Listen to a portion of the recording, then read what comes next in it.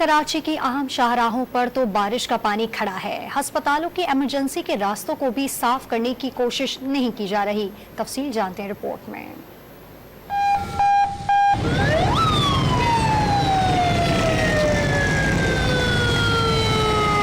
ये कोई आम शाहराह नहीं बल्कि सिविल अस्पताल की इमरजेंसी को जाने वाला रास्ता है। दुनिया भर में अस्पतालों की इमरजेंसी को हर तरह के ट्रैफिक और रुकावटों से दूर रखा जाता है, लेकिन कराची में बारिश के बाद घुटनों घुटनों पानी के साथ साथ आपको दरक गिरे भी नजर आएंगे। माहौल इतना गंदा कि मरीज अस्पताल जाने से इनकार कर दे। तीमारदार परेशानी में मुब्तला दिखाई देते हैं। इतराब में सारा पानी भरा पड़ा है, बड़ी परेशानी होती है। चलो पानी समझ में आता है, साथ में खड्डे बहुत हैं। अभी डर लगता है। एक दफा उस दिन में लेकर आया था गाड़ी, हमारी यहाँ पे गिरते गिरते बची है। गाड़ियाँ फंस रही है, सारे खड्डे में बड़ी मुश्किल से हमने निकाली है।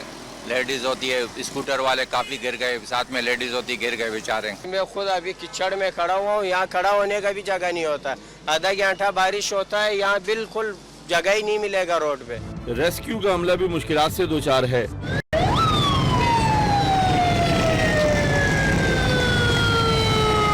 मरीज अगर हम लेकर आ रहे हैं, बारिश हो रही है तो पानी अगर रुका हुआ है कहीं पर तो उसकी वजह से गाड़ी हो जाती है बंद। अब गाड़ी बंद हो जाती है तो फिर मरीज भी परेशान, हम भी परेशान। फिर उसके लिए दूसरी गाड़ी मंगवाओ, वो भी बंद हो जाए, वो भी परेशानी। अहले इलाका ने हुकूमत से दरखास्त की है कि जल्द अज जल्द सिविल अस्पताल की इमरजेंसी के रास्ते को बारिश के पानी से क्लियर कराएं ताकि मरीजों को आने जाने में परेशानी ना हो।